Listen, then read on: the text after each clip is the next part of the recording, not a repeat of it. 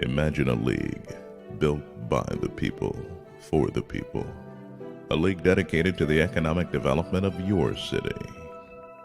So the question becomes, how good are the 32 teams that play in the minor football league? Well, there's only one way to find out. You have to experience the MFL.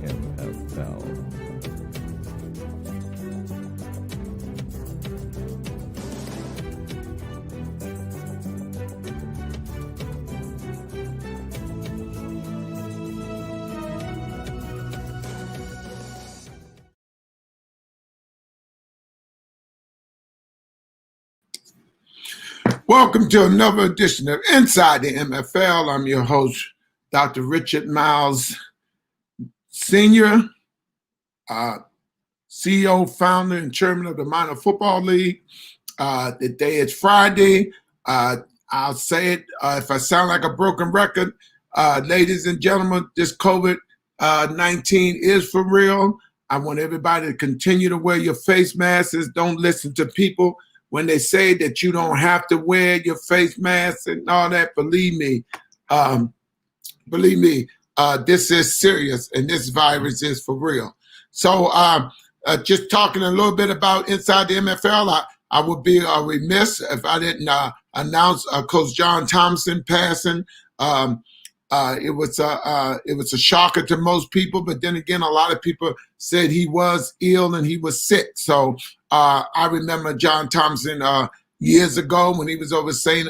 Anthony. So hopefully that he did a lot for DC basketball and put everybody on the map. Also, I want to just bring up the signing of new GMs that we continue to bring great GMs in, bringing former players from the field to the front office. That's something that we always talking about, giving young men an opportunity that you don't generally find outside of college or professional football. The MFL is the laboratory of change. Also had my guest coming on today, our Chief Strategy Officer, Dr. Mel Forbes, Chief Strategy Officer. Also, we want to bring on the African Commissioner, Dr. Charles Olawole will be joining us. And also we have Dr. Pat Freeman, the owner of the Rochester Chargers. So we're excited about that and the fact that we have these individuals going to join us today. And we just excited about people of color finally have an opportunity to own professional franchises. And that's something that the MFL doing is the laboratory of change.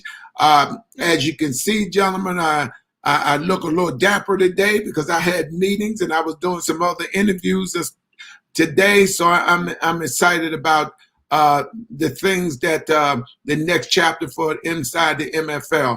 We're really excited about that. And the MFL is here. We celebrate now 25th year anniversary. It's unfortunate we did not have the had the opportunity to do it, but once this COVID pandemic start easing up a little bit, we will continue to have these type of activities, and we're getting a lot of young men that signed up. They understand about the laboratory change. We getting a lot of young men calling and ask where do they register at. You register online. MFLishere.com. Our website is the MFLishere.com. Our email, you can contact us, experience.mfl@gmail.com. So these are some of the this is some of the information you can contact us on. We on all the social media platforms. So the MFL is here, and we want to get people to understand it's the laboratory of change. We want to bring former players from the field to the front office. I cannot state this enough that, we want former players here. We want former players to understand ownership. We want former players to understand what the MFL is doing. We're not trying to be something that we're not. The other league is who they are and we who we are. We're not trying to be something that we're not. I'm glad that the historical black colleges did not go this year because of this pandemic that's out. You know, a lot of guys, people getting sick, and you know, we tend to want to go out there and play because it's just football. But gentlemen, you know, we don't want nobody to come home sick and give it to the older folks like myself. Give us that COVID virus. So when they say wear your face mask, wear your gloves, please be considerate of other people. You know, this is something that we want to be able to tell our story, because you know those saying, history. No, we want to tell our story, and we want people to understand what the MFL is doing and what we're about in terms of the MFL is here, and we want to give people an opportunity as far as all different a seat at the table. I'm sorry, as far as we want people to understand, you know, broadcast journalists, you know, we want sports management. We want people that's interested in these type of fields, trainers, coaches, GM. More importantly, we want y'all to understand the laboratory of change and what we try to do in terms of want people of color to understand generational wealth. Because right now, we the biggest consumers in America. We have nothing to show for it. And we want people to understand ownership, what's important, ladies and gentlemen. We want y'all to understand ownership, because when you're working for people, that's all well and good, but we tend to get complacent. We can rely on that, and we think ain't nothing else, nothing going to happen. And when you see things happening in terms of losing your job, you know, we tend to, you know, get a little dumb. You know, well, right now, let's bring our Chief Strategy Officer on, Mr. Mel Forbes. How you doing there today, sir? I'm fine, Dr. Myles. How are you, sir? Oh, I can't complain. I'm sorry I moved the show back a little bit because I was on another interview and stuff. You know, lately everybody calling us, you know, is that everybody want to call and see what the MFL is doing. So let me introduce our Chief Strategy Officer, and let's get into what I was talking to people about. The MFL, the laboratory of change. Generally, I always had my MFL shirt on. You notice that, Mr. Ford, but I'm a little dapper today because I was doing a show. I was on an interview with a show. So why don't you fill the MFL Nation into what we mean by the laboratory of change? Well, first of all, let me just say it's always a pleasure. And I might say, Dr. Myles, you must have been making house calls. Look like you've been making some house calls today. so you're appropriately dressed. So I understand, Doctor. But the laboratory of change is something that the NFL should have had years ago. But they did not have the vision that you had or have to understand that they needed a development organization to help with the quality of play when they got to the NFL. And that's what the development league of the minor football league does. It helps perfect, it helps to create opportunities, not just on the field, but off the field. So as we are facing like never before this new economy, we're going to become more relevant than ever before. As Martin Luther King used to say, how long, not long. This is our turn and our time. You had the sagacity and perspicacity to look at what needed to be done at the time that you did it. And now it's being recognized that it is what I call the experiences of your past that follows you. So you planted those seeds, and now they're about to pay dividends. So Dr. Myles, thank you for that, man. Thank you for giving us the opportunity to be part of this history at this moment. Thank you, sir. I really appreciate that. And people don't know, years ago when I met Dr. Forbes, you know, Mel Forbes, he used to always say doctor. And I said, why are you always saying doctor? But it just goes to show you a minute true words spoken into a joke. I have just been fortunate enough to get my doctorate a couple of weeks ago. I finished up and went back and did it. That's something that we tend to not finish what we start. Yeah. So, you know, being around people such as yourself. But more importantly, I want to get into the fact that when the NFL and when the NBA made a statement, Mr. Forbes, how significant was that statement they made by not playing because of that killing of that shooting of that young man? I'm glad you brought this up, Dr. Myles, because when you stand up for right, you can never be wrong. Mm-hmm. Now, you've been standing up. People don't know this, but see, what they don't know, and let me just, if you don't mind, reflect just a bit. When Michael Vick was being somewhat unfairly talked about, and really, I guess it cost him some of his career and money because of that situation he had with the dogs fight, he wasn't even there. It was just on his property. Right. So there's always seemed to have been a higher standard that the African-American players or politicians always have to go through. And that's why we're at this point in time when the awakeness of consciousness of America is starting to see the disparity. So you as a leader, you saw way back then when you stood up for Michael Vick. But more relevant, it was the MFL that stood with Colin Kaepernick when others were running away. You were running toward him saying, listen, I understand what he's doing. And by the way, he didn't ask nobody else to do it, but he stood up. And one thing about you, Dr. Myles, whenever you see a person standing, I've always seen you stand with them, especially if it's the right thing. Right. But in addition to that, the MFL had already created a platform that if they had continued to fund you, now we know that you've gotten all kind of awards from state and federal governments about your accomplishments. Our listening audience may not know, but through the MFL, you were way ahead of your time because you had started programs like No Thugs, No Drugs, with having the ball players to do community work way before we had gotten to this. So you had already started a proactive strategy way back then. Nobody just followed your blueprint. So them boycotting was just a continuation of what has brought us to this point now. So I am proud of them.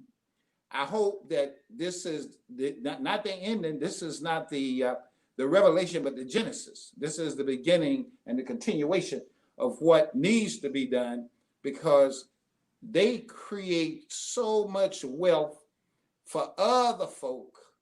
And now they're starting to realize that we should own and have control of at least what they have amassed for others. So I just want to thank you again. Once again, you were way ahead of your time.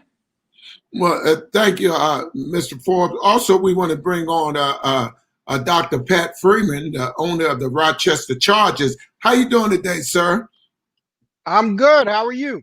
I'm good. How's the weather up there? It's getting a little raining down here as well. But I was telling Mr. Forbes that y'all see me a little dapper today because I was on another show. That's why I had to start out a little later. I guess you wondering what was going on, but that's why I'm in a suit today, Dr. Freeman. That's good stuff. Good stuff. You're looking sharp. I told him, Dr. Freeman, I told him it's appropriate that a doctor dressed like him, he's been making house calls. Right. Absolutely. Yeah, it's also, as I stated a few minutes ago, I want to make sure we acknowledge Dr. Freeman here, Pat Freeman, because what's so significant about this, as you know, Mr. Forbes, that he's the first African-American owner of a professional franchise. And they was talking about that Washington team hired African-American as a president. But hold on for a minute. We got something to tell everybody too. Tell them we are the first Black owner of a professional football franchise. Huh, Mel? That's correct. That's correct. What is the significance of that, Mr. Forbes? Well, again, it's not how you line up, it's how you wind up. America didn't give us our 40 acres and a mule. Right. Martin Luther King tried to cash a check that came back insufficient funds when he did the March on Washington. So I think now, again, here we go again. The MFL historically is doing those things that if we could somehow, and I believe we will, get the press to really look at what we're doing with people like Pat Freeman up there in New York City, at Rochester, New York, and the other things that you're doing around the country, sooner or later, they are going to recognize the significance of what we're doing, not just economically, but what we're doing to help bring integrity and people back together, because sports has a way of bringing people together when other things can't do it. One of the first things that Mandela did, Nelson Mandela, when he got out of jail, he held a major soccer match to bring everybody together. And so the MFL has always been on the forefront of doing these kind of historical things. And it amazes me, Dr. Myles, that you had the vision to do this and, more importantly, stick with it. So again, kudos. What does it mean, Dr. Freeman? And you've been doing a yeoman job up there. I have to congratulate you. Every time we turn around, especially with that all female executive board. I mean, that sounds like something I would pull, huh, Mr. Forbes? This guy is just amazing. What does it mean to you to be the first owner of a professional franchise, Dr. Freeman? Well, that's a tremendous honor, but I haven't really. That hasn't sunken in yet, and I'm just here to work as hard as I can each and every day, and follow the script that was handed to me by you, Dr. Richard D. Myles Sr., Melvin Forbes, and the executive board, and I'm just trying to implement that script to the best of my ability. Well, brother, let me just say this. I know Dr. Myles has probably told you, we are extremely delighted to have the caliber of gentlemen like you. You are representing the league quite well and has set the bar very high for the rest of their owners and general managers. I got to tell you, you're creating light in dark places and doing historical things, which is part of the strategy that we have put in place. So we thank you for what you're doing. And you was on the show up in California last week. I mean, everybody had to see that, had the opportunity to see it, because, the great thing about social media, man, what they call it, you just tag it or share it, and everybody was talking about it. And most importantly, most people was talking about how passionate you were in talking. They can tell it came from the heart, because I don't think they understand right now, and maybe you can kind of expand on that, Dr. Freeman. What do this mean for us? Why should Black media understand that this is what they should be covering? Right. This is a once in a lifetime opportunity for players and former players to become franchise owners, general managers, and coaches. In the system that you're in today, you get very seldom opportunities out there to build your resume, like the minor football league is giving the opportunity to individuals out there that have played the game or covered the game or know about the game. And to me, I've covered the other league for more than 27 years. And I've stated this many times over the last few months, that you took me to the side, saw something in me, gave me a script, but told me before you handed me the script that if you do this, I'm going to make you a general manager. Well, you did. If you do this, I'm going to make you an owner. Well, you did that too. And then you told me, you said, hey, you know what that NFL means? I said, yeah, not for long. You said, well, you know what MFL means? I said, no. And you said, money for life. I'm going to make you a millionaire.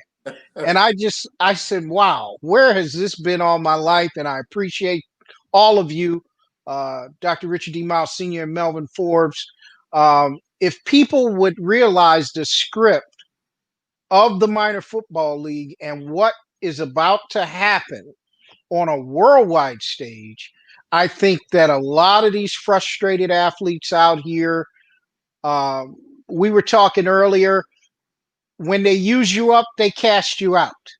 Absolutely. This is an opportunity for you to create your own narrative. Join the MFL's narrative. We control our narrative. You can do the same thing.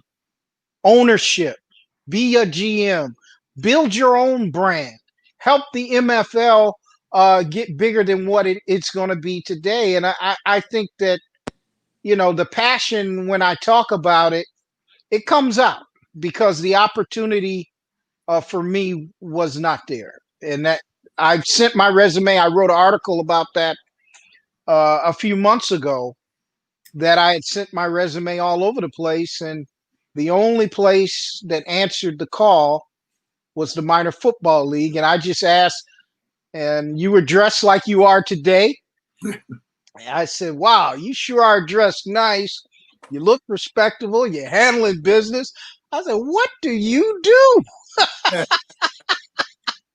And, you know, from there, look at where I am 6 to 8 months later. I mean, what else can you ask for? So many players out there that need to look at this opportunity and look at what is about to happen with the historic expansion into the continent of Africa. You know, and excuse me, I think Mr. Forbes can expand on that. The reason why we're going there, the significance of it, Mr. Forbes. Well, two reasons. Number one, Africa is our homeland, our motherland, while America is our homeland. So it just made sense that what we did at home, we could also do in our motherland. And the ability and opportunity to showcase the diaspora of America to our motherland from an ownership perspective. I mean, let's face it, the NFL has tried to go in other parts of the country. They tried it, I think, overseas. I don't remember. I don't know if it was in England or wherever. Dr. Myles, you might remember where it was, but wherever they tried, they kicked him out of there. Yes, sir. It was not successful. Not only have we been embraced by our motherland, but we have been given the opportunity to have some of their most valuable resources, some of their educational institutions that are going to allow us their facilities as we continue to evolve there. Because let's face it, the only place you will ever find success before work is in the dictionary. So we know we got a lot of work to do there, but we're up for the task because we've worked here in America. So if we understand how to take the template that you've already developed here and take it there, and by doing so, not only will there be esprit de corps from a sports perspective, but we'll also create economical opportunities at the same time, not just here, but also there. And so you will have, for the first time, the matrix, the pollination of the homeland and the motherland coming together in a harmonious way. And guess what? That's what this country needs right now. They need more. I mean, there's such divisiveness going on like never before. Hopefully we can be a conduit somehow to help bring this country back to a more of a homogeneous and harmonious way of acting one to another without politicizing anything. And then in addition to that, Doc, we will have the opportunity to once again make history by having the first World Bowl in football. I mean, think about that. That is just monumental. That is thought-provoking. That is truly, again, having the vision to recognize it's not where you are, but where we need to go. So having that people there to embrace us, get to know us, because it will be a process. But that's how you learn, that's how you grow. Our history here in America, it's not always accurate, but it said that Columbus discovered America. Well, we now know that he didn't exactly discover it, but he got credit for what he didn't discover. Well, the good news is we didn't have to discover Africa because it's been there all the time. Right. So we're going where there's no discovery needed. All it needs is a process. It needs us, its people back, so we can work together to make the world a better place. Yeah, it's so eloquent you put that in perspective. But before we wind down, because I appreciate y'all coming on late and y'all take y'all time out. Dr. Freeman, what do the MFL need to do in terms of getting the Black media to look at this? You've been in media for 20-some years covering the other league. I mean, we control our own narrative.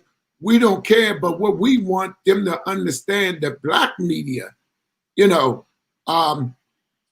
what do we need to do to try to educate them on what we're doing? We're not begging for them to cover us, but I just feel like when you don't know, you don't know. So when we had meetings, Mr. Forbes, to tell you what all the presidents of the historical Black colleges, all the top clergymen in the country, because we let them know, don't you say you did not know about the MFL.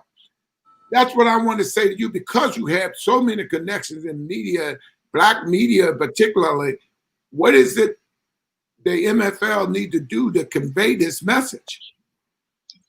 Well, I think we have to start doing it in each city that we have a team. We're going to have to do what we're doing here in Western New York. Western New York, I have a serious affiliation with the regional Black media. And we're going to have to do that step by step, I believe, in all of our 16 cities that we have an MFL team, and keep putting the script that you have provided out there and just keep doing it. And eventually, I believe that not only the Black media, but all media is going to take due and timely notice of the minor football league. It's just the script that you have put together. I think it has to be followed in the media in each and every city. And by doing that, you're going to force all media is going to take notice of what has been put together by the minor football league, not only in the United States, but now it's about to happen in Africa and culminate with a World Bowl championship game, which is a real world championship game. I just think that the script that we're following, it is going to catch on to all of them. But we have to, from our end, keep putting it out to the Black media on our own. And that's something we're trying to do as we speak. And we're going to force them to cover what we're doing, because the message of the MFL is just too strong for you're just not going to be able to ignore it. And you're going to have to cover it, because your constituency is going to start asking you, well, why are you not covering the minor football league? They're active in the community. They've got community programs. They have affordable entertainment. You're not going to be able to deny that story much longer. And it's something that you have always told me from the beginning.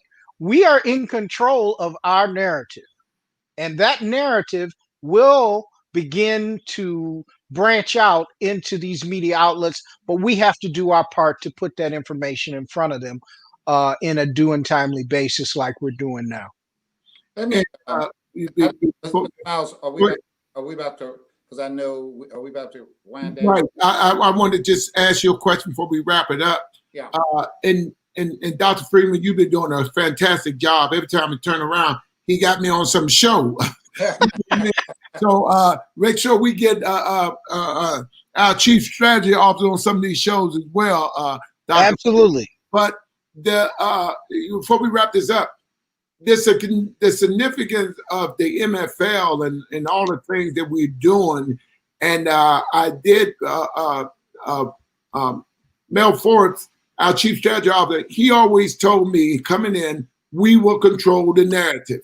And that's something we've been doing since he's been a part of the MFL. And, you know, we appreciate that, but kind of give a little short synopsis of what you mean by that before we wrap this up. Well, our plan, our purpose, and the price is what I really meant. In everything that you develop, you got to have a plan, you got to have the purpose, and there's a cost. That's what we have developed. That's what the narrative will continue to be. And it's just like the civil rights movement or any other movement. It's just going to take time.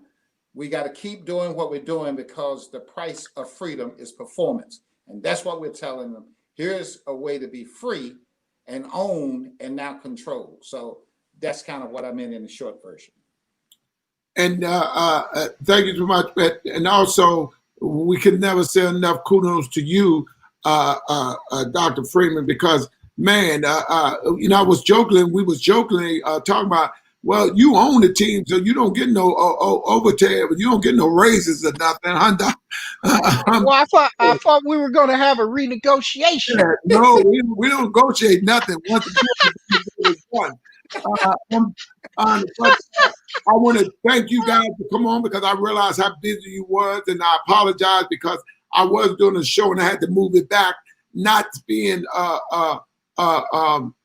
understanding and being respectful of your time as well, because I know that you guys do a lot, and I ask a lot of you guys, and you never disappoint me in terms of what we do collectively as the MFL. But I want to thank you, Mr. Mel Forbes, our Chief Strategy Officer, Dr. Pat Freeman, the owner of the Rochester Chargers. You have been listening to another edition of Inside the MFL. I'm your host, Dr. Richard D. Myles Sr. Thank you for joining us. All right, sir. Take care. Thank you.